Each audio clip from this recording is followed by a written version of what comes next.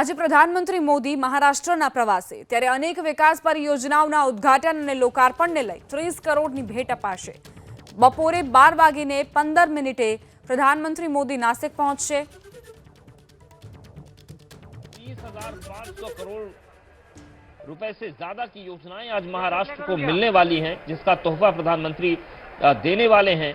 इसके साथ ही साथ एक बात का जिक्र आज प्रधानमंत्री नरेंद्र मोदी ने स्वयं किया है अपने ऑडियो मैसेज में, जिसमें उन्होंने कहा कि जो नासिक में पंचवटी है वहां से 11 दिवसीय अनुष्ठान का वो आरंभ करने जा रहे हैं और ये अनुष्ठान राम मंदिर की प्राण प्रतिष्ठा के मद्देनजर है। उन्होंने कहा कि जो संतों ने, जो मनीषियों ने उन्हें सुझाव दिए थे, उसके आधार पर वो 11 दिवसीय अनुष्ठान का शुभारंभ नासिक के पंचवटी से करने जा रहे हैं। तो आप ये देखिए, तस्वीर आपको दिखा रहे हैं और प्रधानमंत्री नरेंद्र मोदी, महाराष्ट्र के मुख्यमंत्री एकनाथ शिंदे और देवेंद्र फडणवीस, अजित पवार, तो ये सभी नेता इस वक्त प्रधानमंत्री के साथ मौजूद हैं और ये रोड शो आगे बढ़ रहा है। तो कई परियोजनाओं का उद्घाटन होना है, शिलान्यास होना है और साथ ही साथ लोकसभा चुनाव 2024 में है। ऐसे में इन विकास परियोजनाओं का, ऐसे रोड शो का सीधा जो संबंध है वो चुनावी तैयारियों से भी जोड़कर देखा जा सकता है, क्योंकि लोकसभा चुनाव में भी जो वक्त है वो बेहद कम बचा है और लगातार साधने की कोशिश की जा रही है जो भी सत्ता के समीकरण होते हैं। और इन सब के बीच नासिक में प्रधानमंत्री नरेंद्र मोदी का ये बड़ा रोड शो है जो इस वक्त चल रहा है और उसी की सीधी तस्वीरें हम आपको दिखा रहे हैं।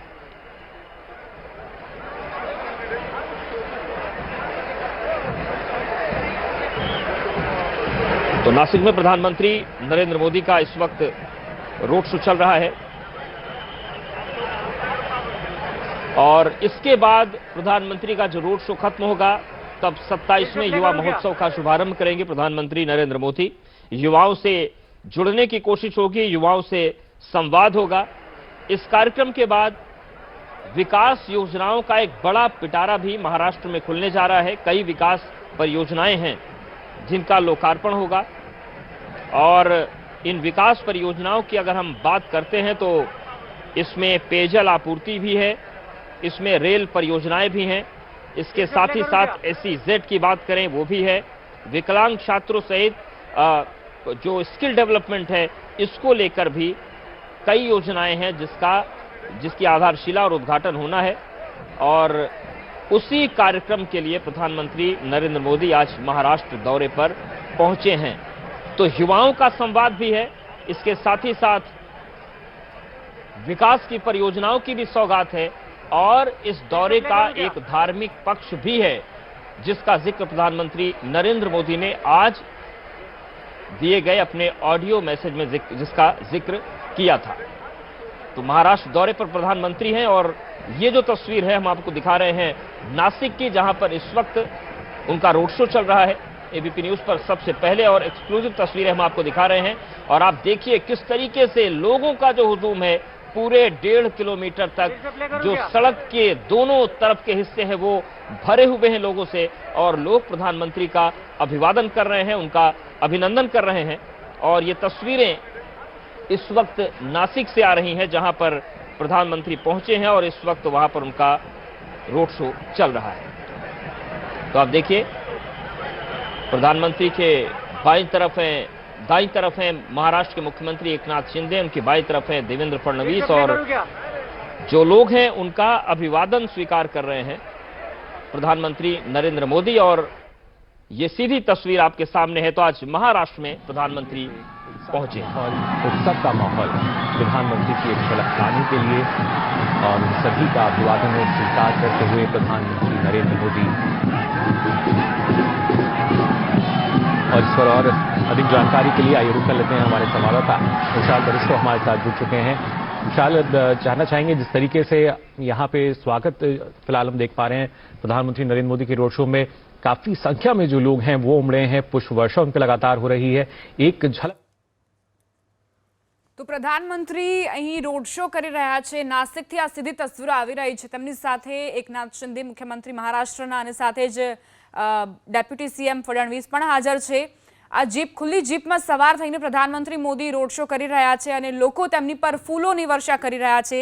30,000 કરોડના વિકાસ કાર્યોની ભેટ આજે આપવા જઈ રહ્યા છે પ્રધાનમંત્રી મહારાષ્ટ્રને અને તેમાં જે અટલ સેતુ છે તેનો પણ સમાવેશ થાય છે। અટલ સેતુ જે ખૂબ જ મોટો બ્રિજ તૈયાર કરવામાં આવ્યો છે મુંબઈમાં અને તેનો સીધો લાભ મળશે મુંબઈવાસીઓને। મુંબઈ ટ્રાન્સ હાર્બર લિંક તેનું નામ છે, જેને 21.8 કિલોમીટરની તેની લંબાઈ રહેશે, જેનો સીધો ફાયદો થવાનો છે લોકોને। અને આ સાથે જ યુવા મહોત્સવનો પ્રારંભ પણ પ્રધાનમંત્રીના હસ્તે થવાનો છે। યુવાઓ સાથે સંવાદ સાધવા માટે પ્રધાનમંત્રી મોદી યુવા મહોત્સવનો પ્રારંભ તો કરાવશે, પરંતુ સાથે સાથે યુવાઓમાં જે અત્યારે યુવાઓમાં જે તેમનું વર્ચસ્વ છે તે પણ વધુ મજબૂત થશે। બીજી તરફ 2024ની ચૂંટણીને ધ્યાનમાં રાખીને જ એવું માનવામાં આવી રહ્યું છે કે આ કાર્યક્રમો યોજાઈ રહ્યા હોય।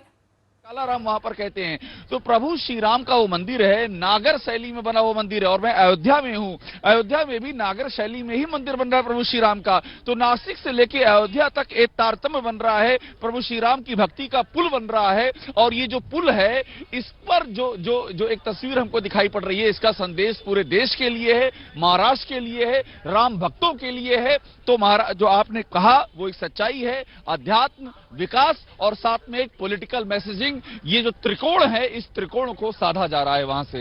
जी बिल्कुल अभिषेक, और जिस तरीके से ये रैली की जो रोड शो, इसकी तस्वीरें तो हम दिखाई रहे हैं।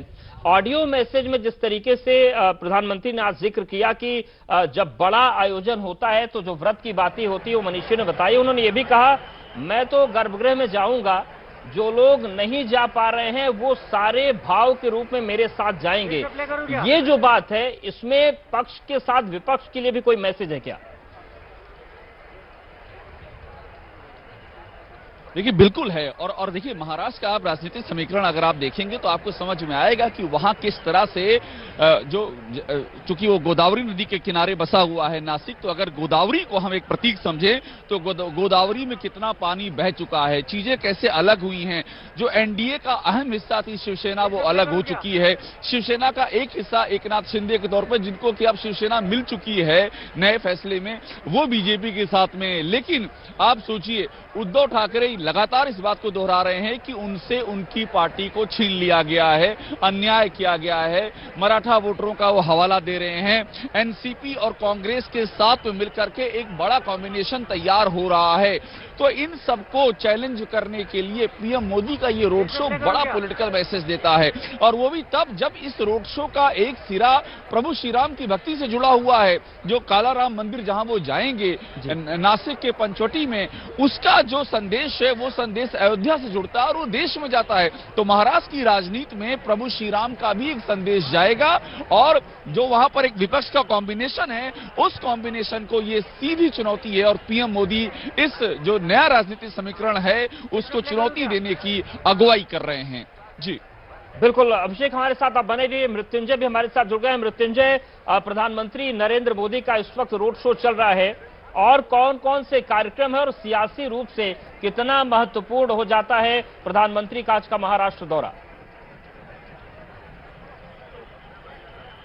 देखिए, निश्चित तौर पर प्रधानमंत्री का महाराष्ट्र दौरा तो बेहद मायने रखता है, क्योंकि उत्तर प्रदेश के बाद महाराष्ट्र ऐसा राज्य है जहां पर लोकसभा की 48 सीटें हैं और यहां की जो सियासी समीकरण है वो खिचड़ी राजनीति हो चुकी है। शिवसेना 2 गुटों में बटी हुई है, एनसीपी 2 गुटों में बटी हुई है। यहां बीजेपी को पूरा दमखम लगाना है और ऐसे पर पीएम मोदी से बड़ा चेहरा कोई हो नहीं सकता। और पीएम मोदी यहां पर कई प्रोजेक्ट्स का उद्घाटन करने वाले हैं, कई की नींव रखने वाले हैं और संवाद भी साधने वाले हैं। और एक बार फिर से पीएम मोदी के चेहरे को लेकर महाराष्ट्र बीजेपी मैदान में उतरने वाली है। नासिक में मौजूद है पीएम मोदी, यहां पर युवा संवाद सम्मेलन जो होगा उसका उद्घाटन करेंगे। उसके पहले कालाराम मंदिर जाएंगे। कालाराम मंदिर का बहुत महत्वपूर्ण इतिहास रहा है। देखिए, राम मंदिर की बात हो रही है, लेकिन कालाराम, जब भगवान राम को वनवास हुआ था, 14 वर्षों का वनवास हुआ था, उस वक्त जब माता सीता और लक्ष्मण के साथ श्री राम नासिक में रह रहे थे, गोदावरी नदी के किनारे रह रहे थे, तब वहां पर ये उनके वनवास के दौरान एक लंबा समय श्री राम जी ने बिताया था। यहाँ कालाराम मंदिर का बहुत ऐतिहासिक महत्व है और देखिए इसका एक राजनीतिक मायने भी है। 1930 की घटना है जब भीमराव अंबेडकर ने एक आंदोलन किया था और इस कालाराम मंदिर में जाकर दर्शन करने की मांग की थी और एक बहुत बड़ा आंदोलन हुआ था। लगभग 2000 से अधिक दलित जो है वो मंदिर में जाकर दर्शन करना चाहते थे। एक बड़ा सांकेतिक इसका महत्व है। कालाराम मंदिर को इस तरह से जोड़ा जाता है कि यहाँ पर चाहे दलित हो चाहे कोई भी हो, सभी को समान एंट्री मिलती है और ये बहुत प्रथा पहले ही खत्म हो चुकी थी। तो यानी राम सभी के हैं, ये मैसेज यहाँ से जाता है और इसीलिए कालाराम मंदिर का दर्शन करना बहुत मायने रखता है। उसके बाद प्रधानमंत्री मोदी नासिक से निकलकर मुंबई आएंगे और मुंबई में भारत के सबसे बड़े समुद्र सेतु अटल बिहारी वाजपेयी अटल सेतु का उद्घाटन करेंगे और अटल सेतु का उद्घाटन करते हुए उसी अटल सेतु से होते हुए, जो कि 20 किलोमीटर का अटल सेतु है, समुद्र का रास्ता तय करते हुए पहुंचेंगे नवी मुंबई। नवी मुंबई में जो नया एयरपोर्ट बन रहा है नवी मुंबई एयरपोर्ट का, वहां पर एक सभा को संबोधित करेंगे और कई परियोजनाओं का उद्घाटन करेंगे। जो मुंबई में नया एक समुद्र सेतु बना हुआ है 20 किलोमीटर का, ये लगभग 2 से ढाई घंटे की जो दूरी है वो 20 मिनट में दूरी तय हो जाएगी। तो ये बहुत महत्वपूर्ण है और ये विकास काम भी दिखाता है और पीएम मोदी जिस बिल्कुल मुंबई के लिए बड़ी सौगात है और बड़ी राहत लेकर ये